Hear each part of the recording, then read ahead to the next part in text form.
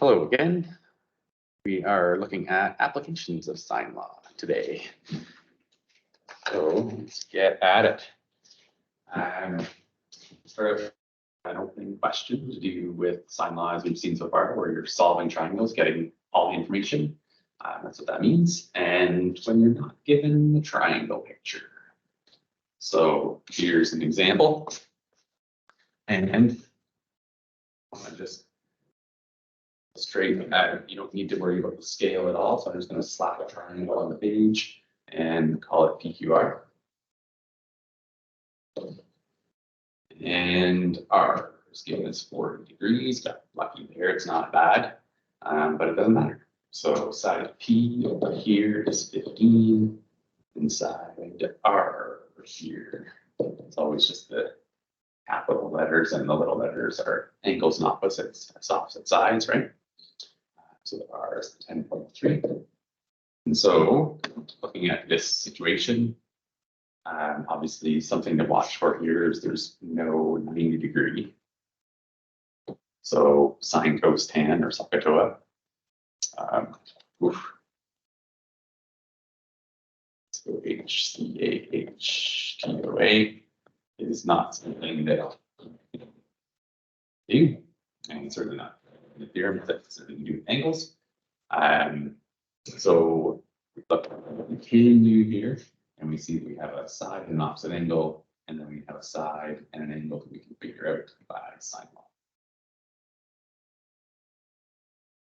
So we're going to look for angle P, and so let's start with the sine of angle P in the top, because then it just makes algebra one step easier. And so sine of P over 15 equals the other pair, sine of 40. Same order here, sine in the top, because that's how we're organizing it. Have that. And so we multiply both sides by 15. So I'm going to do sine of 40, get that as a number. Sine of 40 times the 15, of course, right? So do sine of 40 first. That is an answer, multiplied by 15. That is an answer, divided by 10.3. So I have sine of P equals 0.936 ... sine inverse of x.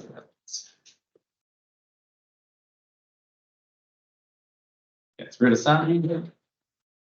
P equals, for that, sine inverse of, making sure everything's in degrees, the calculator's in degrees, of course, 69.4 degrees. So we can add on a 69.4 for angle P degrees. And that's got that angle, one of these information from the triangle. We also want Q, angle Q, side Q. We don't have any other information. If we had another side, if we had this side, or we'd be able to use sine law to get Q, or if we had Q, we'd be able to use sine law to get our angle Q, we'd be able to use sine law to get the side Q or side PR. We don't have that, and so let's look at angles.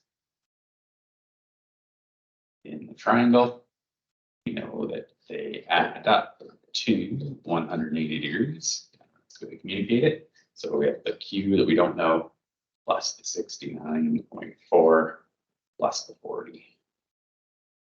180. So we're going to take away both of those from each side, giving us, when we take away the 69.4, take away the 40, gives us 70.6.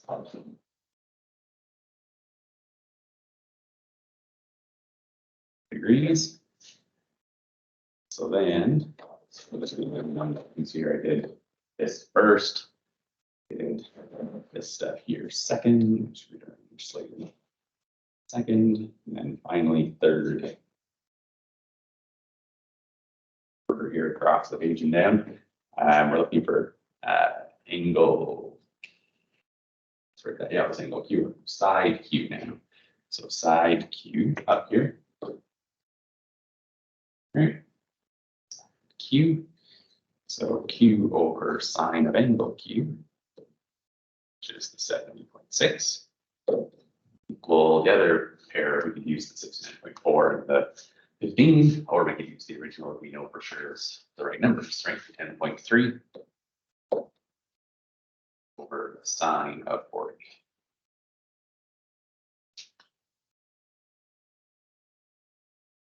Right, so we do sine of 70.6 multiplied on both sides. Gets rid of that part.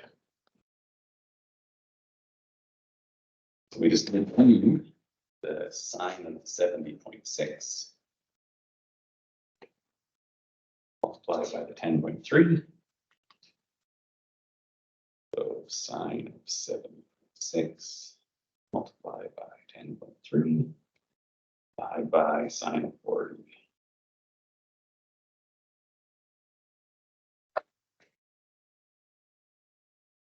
So side Q equals 15.1 or so. And that gives us the three pieces of information that we were missing from the triangle. On here, if you'd like, 76 degrees and the 15 point. See that everything's been determined. Okay.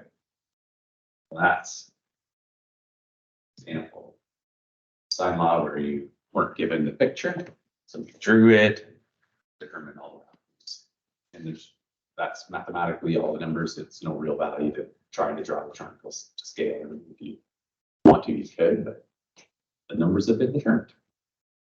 All right, so the new lesson for the day is this applications with sine law. Of course, the questions are up on the first page as always to do and submit for feedback and so on. So here we go. Here's an application question. We got a bridge, the information that's just been given from the survey points. As you see here, right? We've got a measurable length on this side of the river here of the 50. So 50 from there to there.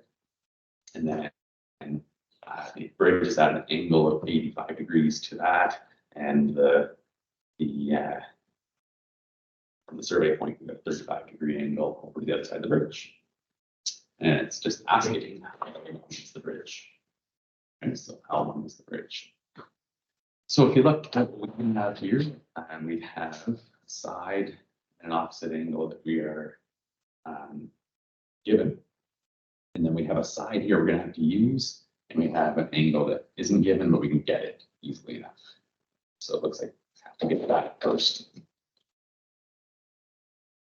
Right, so same as before, not squares here. We have the three angles add up to 180, a triangle. And so we have the 85, we have 35, and angle K. So we just take away 85 and 35 from both sides.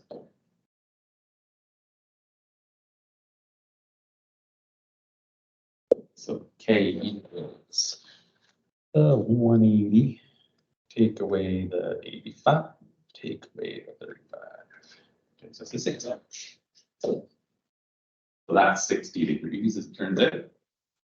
So now we have everything we need to solve for the length of the bridge. So we have that unknown length of the bridge. Call it a variable if you want to call it M. I guess we could call it M based on our naming that we've been doing lately, the little letter for the side. So M, the length of the bridge as shown in the diagram, over sine of 35 equals another pair of sides. So the 50 over the sine of the 60.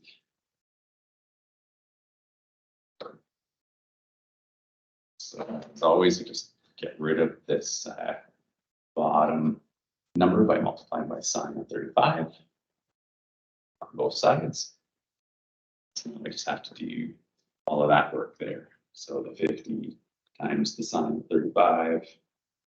I'm just going to hit enter so that it calculates that stuff, and then divide by sine of 60. Gives you 33.1 or so. The bridge is about 33 meters, 33.1 meters, right? So an application question is there for the length of the bridge. I'll just illustrate that you want to write a communication statement at the end about that. Finish that up easily enough. So that's one. So that one there's the picture was given, the triangle was even given as part of it.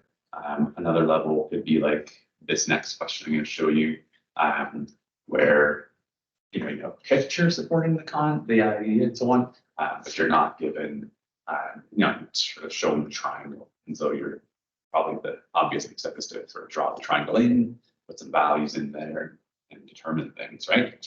So we're looking for the height of the building or the height of the tower. They're actually looking at the distance. It's in quotes there. It's not really the height. It's the distance from the bottom to the top of the tower, which is on an angle. So that's h that we're looking for, not the straight up and down height. And we're told that the grade of the building leans at an angle of 5 degrees.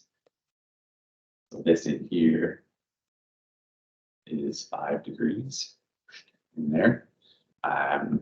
And we're told that the shadow time of day. So we have a shadow situation going on where we have the shadow, landing down here, let's say on the, so it fits in the diagram. Shadow is 38.3.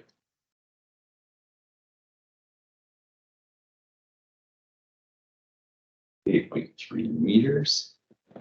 Not worried about scale or anything. I'll just leave that. Maybe I'll make that a different color here.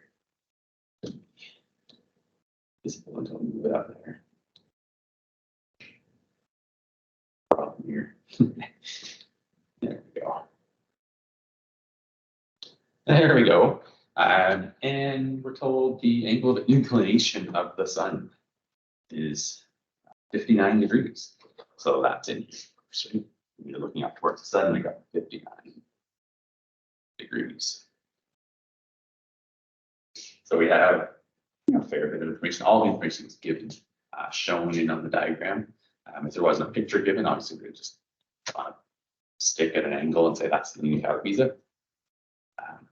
So I would say you just want to, you're obviously going to want to transfer this angle into here, right? You have that 5 degrees. This must be 85 degrees. And so we have angles that we're in the triangle now. And it looks like we're probably going to need that other one at the top too, right? Because here we've got an angle on opposite side we want, which is great. We're going to have to use this side, which means we're going to need this angle. So I would say the next step is to get this angle up here, call it angle X. So angle X plus angle 85 plus the 59. That stuff's all going to add to 180. They're angles in a triangle. And so subtracting 85 and subtracting 59 from the 180 gives us 36. So just show that quick here. Take away 85, take away 59. So it's 36 degrees. So we can jot that on there. And so obviously now we can go ahead and do a sine law calculation. We're going to have the type we're looking for over the sine of 59. That'll equal the length we're given. So it's still lengths on the top, 38.3 over the sine of 36 degrees. We figured it out. So solving here, we want to get h all by itself. So we can get rid of this. So multiplying both sides by sine of 59. And gives us whatever the calculator spits out from that, right? We're using that kind of weird, right? That we're using the sine button, which just gives right triangles, but just works out in this ratio. We'll be able to make more sense of how that works when we do the cosine law soon. Sine of 59 times 38.3 divided by the sine of 36. Say 55.85 or something. 85 dot dot dot. If we knew the distance on the ground, to a decimal of a meter, decimal like 1/10 of a meter, then I guess we'd be rounding, right? So it's 55.9 or so. Yeah. Given measurements, you might think it's around 56, even, right? But therefore, the height of the building is, right?